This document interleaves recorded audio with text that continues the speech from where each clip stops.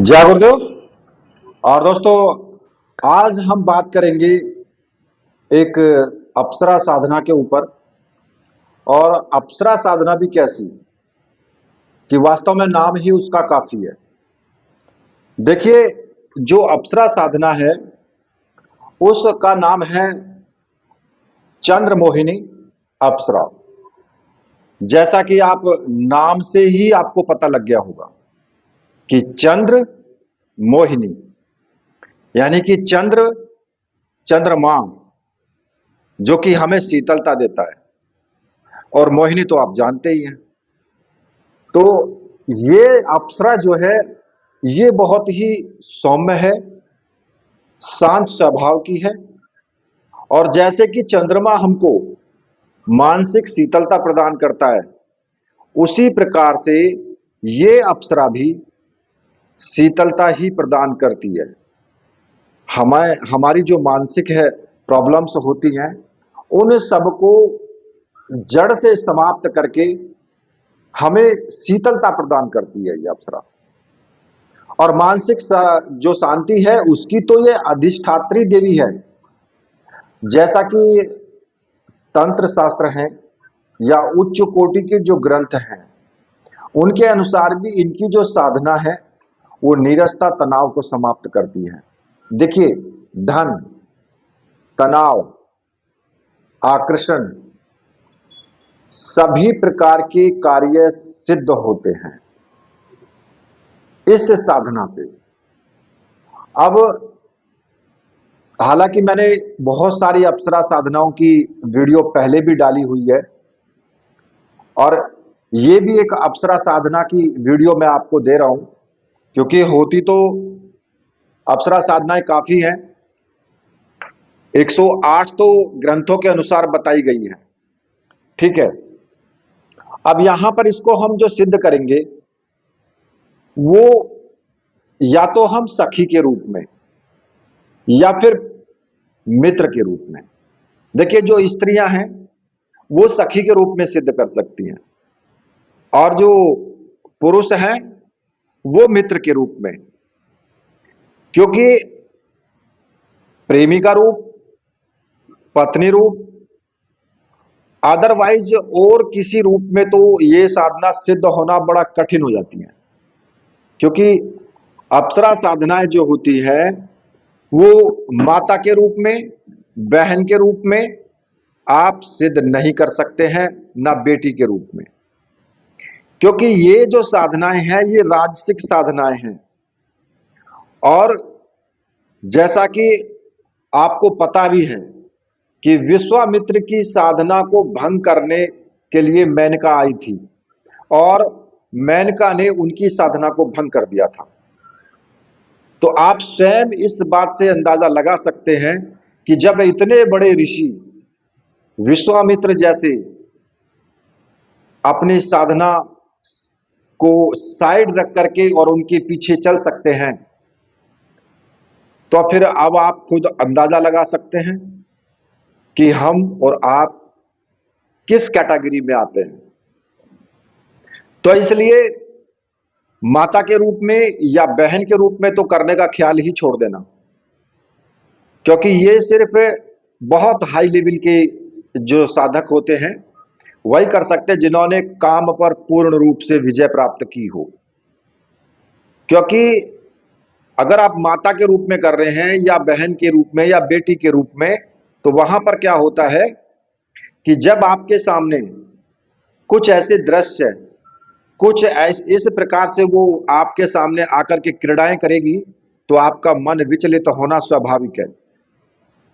तो इसलिए आप मित्र के रूप में इस साधना को करो, पत्नी रूप में और प्रेमिका रूप में साधना को इसको नहीं करना है, मित्र या सखी रूप में।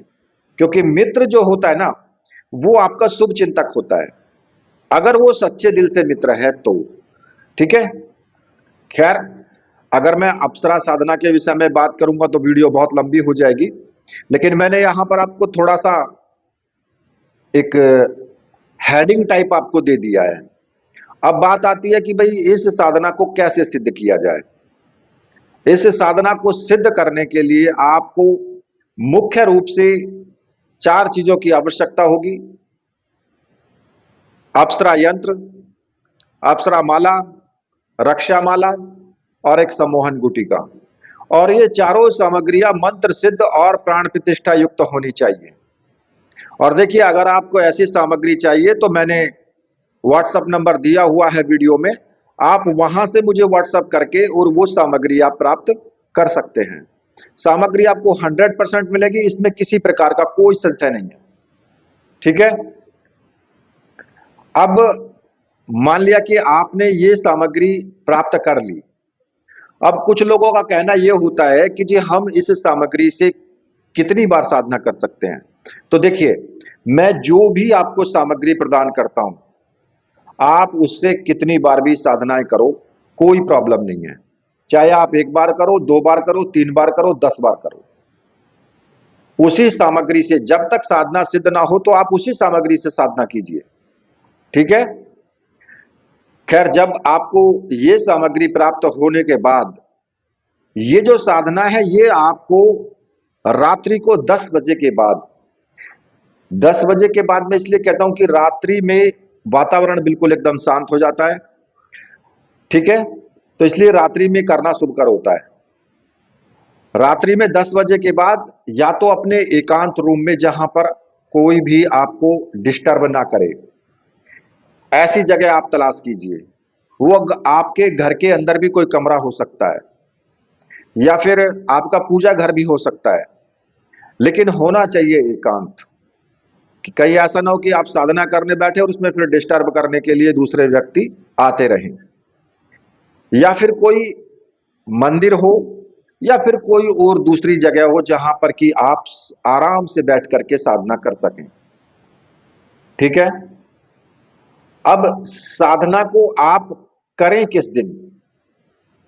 देखिए, किसी भी शुक्रवार को कर सकते हैं आप इस साधना को शुरू, किसी भी चंद्र ग्रहण से शुरू कर सकते हैं, और किसी भी पूर्णिमा से शुरू कर सकते हैं। होली, दीपावली, ये जो शुभ दिन है, आप इनमें साधना शुरू कर सकते हैं। ठीक है। अब बात आती है कि जी साधना में कौन कौन सी हमें इसमें सामग्री चाहिए और दिशा कौन सी होनी चाहिए। देखिए, समय मैंने आपको बता दिया है। दिशा उत्तर दिशा होनी चाहिए या पूर्व दिशा होनी चाहिए। उत्तर या पूरब की तरफ आपका मुख होना चाहिए। एक चौकी ले लें। ठीक है। और चौकी पर बिछाने के लिए जो कपड़ा होगा वो आपका सफेद रंग का आप ले लें, या पीले रंग का भी ले सकते हैं। ठीक है। आप जो वस्त्र धारण करेंगे वो सफेद रंग के धारण करें, क्योंकि नाम जो इनका है वो चंद्रमोहिनी, यानी चंद्रमा से संबंधित है, और सफेद रंग जो है वो हमें शीतलता प्रदान करता है। तो इसलिए इनकी साधना में सफेद रंग के ही आपको कपड़े पहनने हैं। पीले रंग के भी पहन सकते हैं, धोती हो, कुर्ता हो, या कुर्ता पजामा हो, या फिर आप दोनों धोती भी इस्तेमाल कर सकते हैं, एक बांधने के लिए, एक ओढ़ने के लिए। और मैं तो ये कहता हूं, जिन्होंने गुरु दीक्षा ले रखी है, जिनके पास गुरु साधना की सामग्री है, तो वो हमेशा जो भी साधना करें वो गुरु चादर ओढ़ करके करें। क्योंकि अगर आपने गुरु चादर ओढ़ी हुई है तो वो आपको एक तरह से आपका प्रोटेक्शन का काम करती है, मतलब आपकी सुरक्षा के लिए वो अभेद्य है, उसे कोई भेद नहीं सकता है, क्योंकि वो गुरु मंत्र से आच्छादित हो आप उस वक्त में। ठीक है। तो ऐसी चादर, और गुरु चादर जो है वो ओढ़ करके आप कोई भी साधना आपको करनी चाहिए।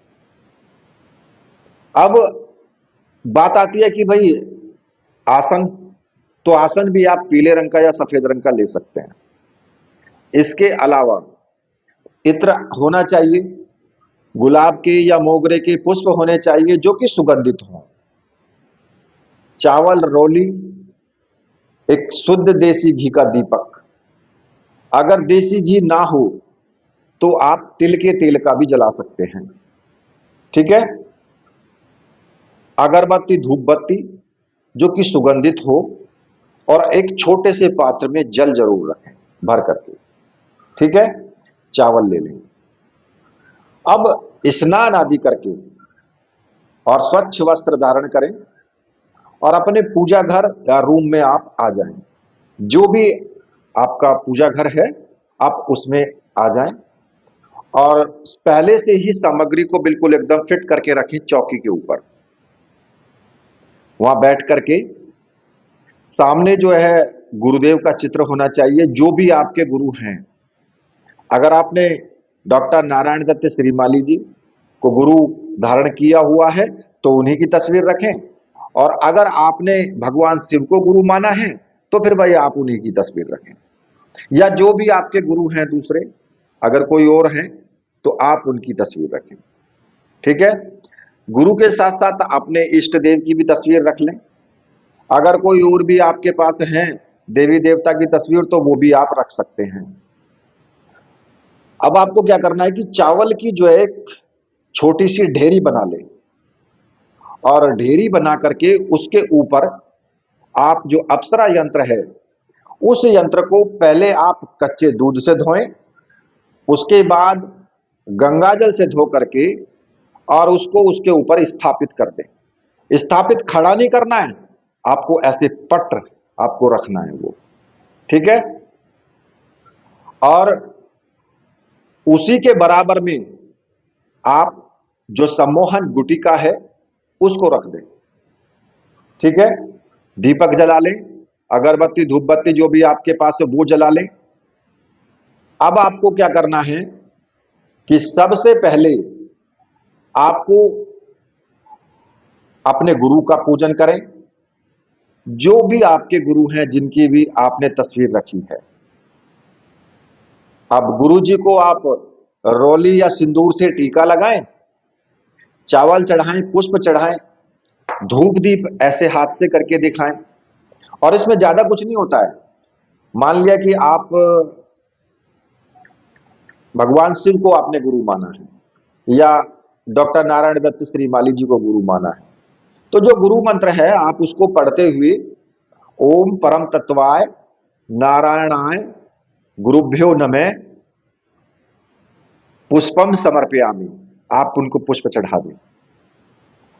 चावल चढ़ाएं तो बोल दे अक्षतानव समर्पयामि, और धूप दीप दिखाएं तो उनको दीप दर्शयामि और धूपम आग्रहाप्यामि।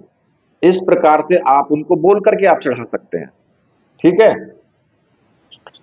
अब जब गुरु पूजन आपका हो जाए तो गुरुदेव से प्रार्थना करें हाथ जोड़ करके कि गुरुदेव, मैं ये चंद्र मोहिनी अप्सरा साधना करने जा रहा हूं और इस साधना में मुझे पूर्ण सफलता मिले। आप मुझे आशीर्वाद दीजिए और आज्ञा प्रदान कीजिए।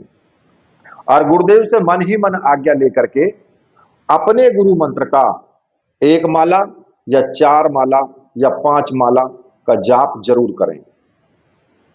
अब आपने अगर डॉक्टर नारायण दत्त श्रीमाली जी को गुरु माना है तो फिर आप ओम परम तत्वाय नारायणाय गुरुभ्यो नमः इस मंत्र का जाप करें। अगर भगवान शिव को गुरु माना है तो फिर आप ओम नमः शिवाय इस मंत्र का जाप करें। ठीक है। अब आपके गुरु का पूजन हो गया। इसके बाद आपको क्या करना है कि एक छोटा सा रक्षा विधान आपको करना है। देखिए, मैंने आपको हर साधना में बताया है कि कोई भी साधना करें तो एक रक्षा विधान आप जरूर करें, और छोटा सा रक्षा विधान, ज्यादा बड़ा भी नहीं, तो कम से कम छोटा सा तो जरूर करें।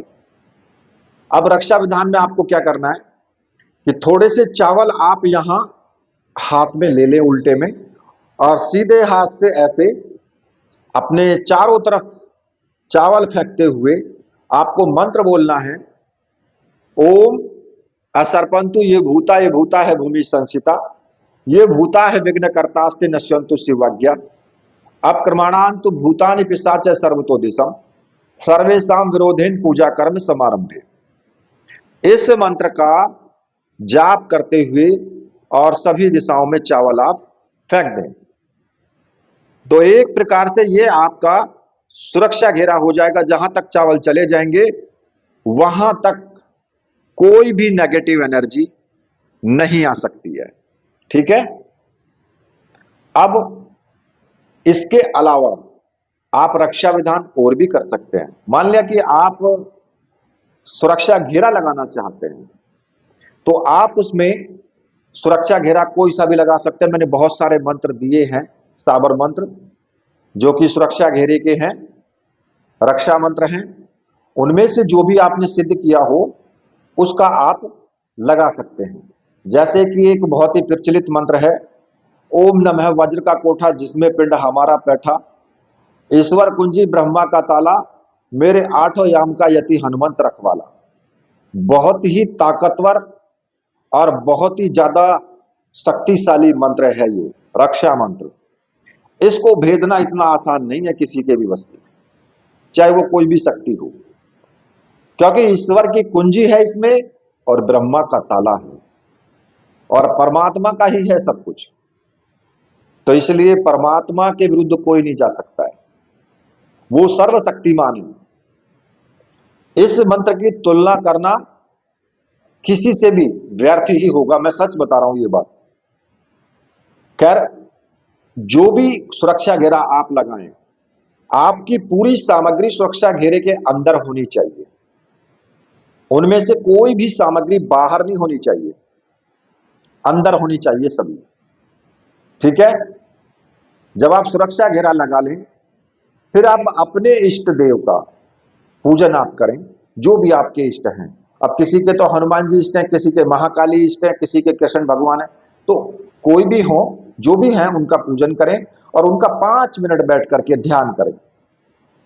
अब जो मंत्र आप जपते हैं वो भी जप सकते हैं 5 मिनट के लिए। ठीक है। जब आप इष्ट देव का कर लेंगे तो देखिए, कोई भी साधना आप करें, चाहे XYZ कोई भी साधना आप कर रहे हैं, भैरव जी का पूजन अनिवार्य है। आप भैरव जी का पूजन करें। अब मान लिया कि आप बटुक भैरव जी की पूजा करते हैं या काल भैरव की करते हैं, किसी की भी करें, लेकिन मंत्र कोई भी आप जप सकते हैं। आप बटुक भैरव जी की करते हैं तो आप उनके नाम से एक पुष्प चढ़ा दें, थोड़े चावल चढ़ा दें और धूप दीप दिखा दें, टीका लगा दें और मन में ध्यान करके केवल थोड़ी देर ध्यान करें और एक माला बटुक भैरव मंत्र की आप जरूर जपें। मंत्र मैं आपको बता रहा हूं, ओम ह्रीम बटुकाय आपदुद्धारणाय कुरु कुरु बटकाय ह्रीम ओम। ये मंत्र जो है, इसका एक माला का जाप कर लेना है बस। हालांकि इस मंत्र की साधना मैंने पहले भी दी है, काफी सारी साधनाएं इस मंत्र की दी हुई हैं, पीछे पूरी वीडियो दी हुई है मैंने। ठीक है। तो अब जब आप इतना कार्य कर लेंगे, फिर उसके बाद में आपको जो अप्सरा का यंत्र है उसका आपको पूजन करना है। अप्सरा यंत्र पर आप सिंदूर से टीका लगाएं या रोली जो भी आपके पास है, चावल चढ़ाएं, पुष्प चढ़ाएं और एक इत्र, जो मैंने आपको बताया है, इत्र रुई में थोड़ा सा भिगो करके रुई को और जो आपका यंत्र है उसके ऊपर चढ़ा दें और थोड़ा सा इत्र अपने जो दीपक आपने जलाया है उसमें भी 2-4 बूंद टपका दें। ठीक है। और अपने आसन पर, और जो आपके पास में जो गुटिका रखी है उस गुटिका का भी आपको पूजन करना है। उसी प्रकार से जैसे आपने यंत्र का पूजन किया है उसी प्रकार से आप गुटिका का भी पूजन करें। ठीक है। और इसमें क्या करना होगा कि आपको 2 मालाएं जो लास्ट वाला दिन होगा उस दिन आप ला करके रखें। ठीक है। 2 माला गुलाब के पुष्पों की, पहले लाने की जरूरत नहीं है, लास्ट वाले दिन, जब जिस दिन एंड होगा ना साधना का उस दिन। ठीक है। तो अब जब आपने ये सब पूजन कार्य समाप्त कर लिया, तो अब आपको क्या करना है कि अब आप हाथ में थोड़ा सा जल ले लें, थोड़े से चावल रख लें और एक पुष्प रख लें और हाथ में ऐसे लेकर के और संकल्प करें, अपना नाम बोलें, अपना गोत्र बोलें, जो भी आपका गोत्र है, और बोले कि चंद्रमोहिनी अप्सरा को मैं सखी रूप में या मित्र रूप में, अगर स्त्री है तो सखी बोलें और अगर पुरुष हैं तो फिर मित्र बोलना है। ठीक है, मित्र रूप में प्रत्यक्ष सिद्ध करने के लिए ये साधना कर रहा हूं और इस साधना में मुझे पूर्ण सफलता मिले, और इसके बाद गुरुदेव का ध्यान करते हुए अपनी साधना की सफलता के लिए उनसे आशीर्वाद मांगे और वो जल जमीन पर आप छोड़ दें। इसमें आपको ना तो माला का जिक्र करना है कि मैं इतने माला रोज करूंगा, और ना ही आपको दिन का जिक्र करना है कि भाई मैं इतने दिन साधना करूंगा। ठीक है, संकल्प लेकर के और फिर आप रक्षा माला जो है आपकी, जो मैंने आपको बताई थी पहले भी कि भाई ये 4 सामग्रियां की आवश्यकता पड़ेगी, रक्षा माला को अपने गले में धारण कर लेना है। और जो अप्सरा माला है उससे फिर आपको मंत्र जाप शुरू करना है। ठीक है, अब जो मंत्र आपको जपना है वो मैं आपको बता रहा हूं।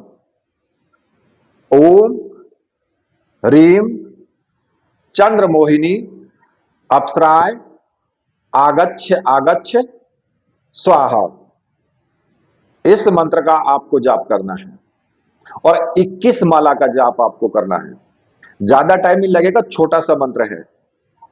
ठीक है, और साधना आपको 21 दिन तक लगातार करनी है। देखिए 11 दिन करें या 21 दिन करें वो आपके ऊपर डिपेंड करता है। कुछ लोग 11 दिन को अपनी सरलता के हिसाब से कि भाई मुझे तो इतने दिन का ही टाइम मिलेगा, तो 11 दिन का ही वो टाइम आप लेकर के और साधना शुरू कर लें। और अगर किसी के पास 21 दिन का टाइम है तो भाई 21 दिन की साधना कर लें। ठीक है, और 21 माला का जाप करें। भाई कम से कम कुछ भी नहीं है तो 1.5 घंटा तो मंत्र जाप होना चाहिए। और अगर 1.5 घंटा आप मंत्र जाप करते हैं तो बहुत से लोगों को समस्या होती है कि जब आप आलती पालती मार करके बैठते हैं ना तो पैर दर्द करने लगते हैं या फिर कमर दर्द करने लगती है। तो आप एक चीज का ध्यान रखें कि अगर मान लिया कि आपके कमर दर्द या पैर दर्द करने लगे हैं तो आपका ध्यान उस दर्द पर रहेगा। आपका ध्यान जो आप लगाना चाहते हैं अप्सरा पर वो ध्यान नहीं लगेगा, और ये वास्तव में ध्यान लगना जरूरी होता है। ठीक है, अब उसमें आप क्या करें कि कुछ लोग पूछते हैं जी हम थोड़ा सा बदल सकते हैं, तो मैं कहता हूं कि अगर आप पर नहीं रुका जा रहा है बिल्कुल ही तो आप उस वक्त में बदल लें। ठीक है, लेकिन साधना को पूर्ण करें, साधना बीच में ना छोड़ें। ठीक है, और 21 दिन तक आपको लगातार इसी प्रकार से आपको मंत्र जाप करते हो जो मैंने बताया। केवल संकल्प नहीं लेना है आपको रोज, संकल्प आपको पहले दिन ही लेना है, बाकी आप साधना करते रहिए।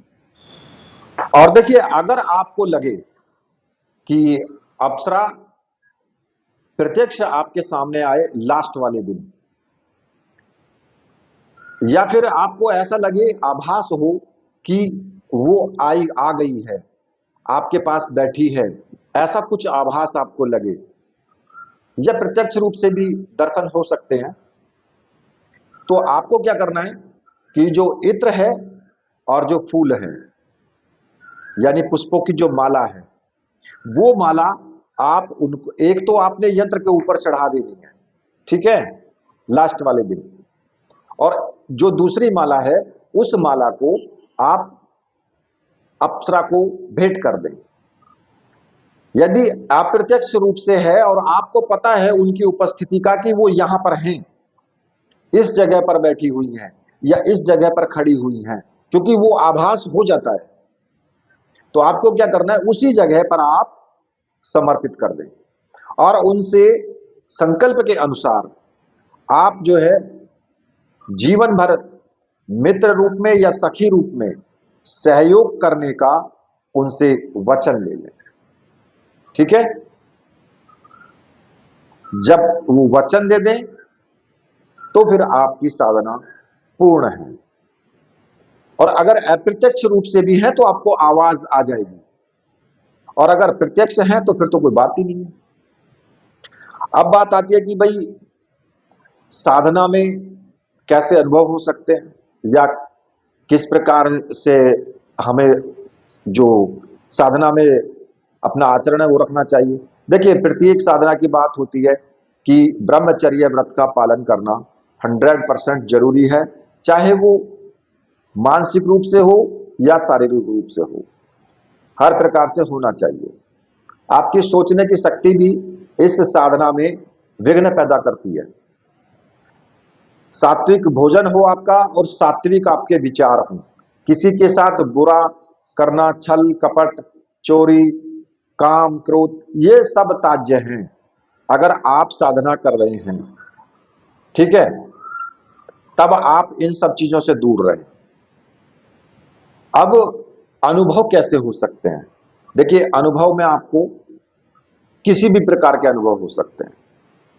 ये कोई जरूरी नहीं होता कि कोई निश्चित लिमिट होती है अनुभव की, और अनुभव सबको अलग अलग हो सकते हैं, क्योंकि हर किसी की बॉडी अलग है, हर किसी की बॉडी की ऊर्जा अलग है, तो इसलिए अनुभव भी अलग हो सकते हैं। आप जो साधना कर रहे हैं, उस साधना को करने का तरीका जो है वो सबका अलग है। किसी का ध्यान लग रहा है, किसी का ध्यान नहीं लग रहा है ढंग से, किसी के विचार अच्छे हैं तो किसी के विचार अच्छे नहीं है, ठीक है? तो इसलिए अलग अलग अनुभव हो सकते हैं। लेकिन कैसे? नॉर्मली जो होते हैं कि भाई किसी का आना, एकदम से ठंडी हवा का झोंका आना, एकदम से वातावरण का परिवर्तन हो जाना, या फिर ऐसा लगना कि कोई आसपास हमारे चल रहा है साधना करते वक्त, या फिर ऐसा लगना कि कोई कमरे के अंदर आया है, काली सी परछाई आई है एकदम से, या धम्म की आवाज हुई है, या फिर ऐसा भी हो सकता है कि घुंघरू की आवाज पहले दूर से आए, हल्के हल्के हल्के हल्के घुंघरू की आवाज। ऐसा हो सकता है कि कोई आपके मकान के आसपास अंदर कोई विंडो है और उस विंडो में से आपको कोई ऐसे देख रहा है, ऐसा भी हो सकता है। या दरवाजे में ठक ठक की आवाज भी आ सकती है, या बाहर किसी की हुंकार की आवाज भी आ सकती है। आप साधना करने के बाद जब आप लेटने जाते हैं, रात को सोने जाते हैं, तो ऐसा लग सकता है कि कोई मेरे पास आकर के लेट गई है। ऐसा भी हो सकता है कि कोई आपकी गुप्तांगों को छेड़ रहा है, ऐसा भी हो जाता है। स्वप्न में भी हो सकता है, स्वप्न में कोई ये लड़की आपके नजर में आ सकता है कि भाई कोई बहुत खूबसूरत सी लड़की आई है और वो आपके आकर के गले लिपट गई है। ऐसा भी हो सकता है कि आप साधना कर रहे हो, आपके पास मोबाइल है, ऑटोमेटिक ही कहीं से भी किसी भी लड़की का फोन आ सकता है और वो आपसे प्रेम भरी बात कर सकती है, जबकि आप जानते नहीं हो। तो ये आपकी साधना को तोड़ने के लिए पूरा प्रयत्न होता है। तो इसलिए इन सब चीजों से थोड़ा सा ध्यान रखें, इनमें अपने नियम पर अडिग रहें, ठीक है? विचार अपने सात्विक रखें, गुरुदेव का आपको ध्यान करते रहना है। दिन में भी नॉर्मली आप गुरु मंत्र का मानसिक रूप से जाप करते रहें, ज्यादा अच्छा है, ठीक है? तो इस प्रकार के अनुभव आपको हो सकते हैं। बाकी तो यम नियम के सिद्धांत जो भी हैं, मैंने वीडियो भी दी हुई है। और नॉर्मली मैं तो एक बात कहता हूं कि आप कोई ऐसा कार्य ना करें जिससे किसी दूसरे का दिल दुखे, बस आप इस चीज को ध्यान में रखना। बाकी सारे ताम झाम करने की कोई आवश्यकता नहीं है, केवल इतना ध्यान कर लेना कि मेरे किसी कार्य को करने से सामने वाले का, चाहे वो मनुष्य हो, चाहे वो पशु हो, चाहे वो जीव जंतु कोई भी हो, उसका दिल ना दुखे, वो परेशान ना हो, बस इसी में सारा कुछ आ जाएगा। खैर, जो भी मैंने साधना बताई है, मैं तो ये कहता हूं कि गुरुदेव सभी की साधना को सफल करें। इसी के साथ मैं वीडियो को यहीं पर समाप्त करता हूं।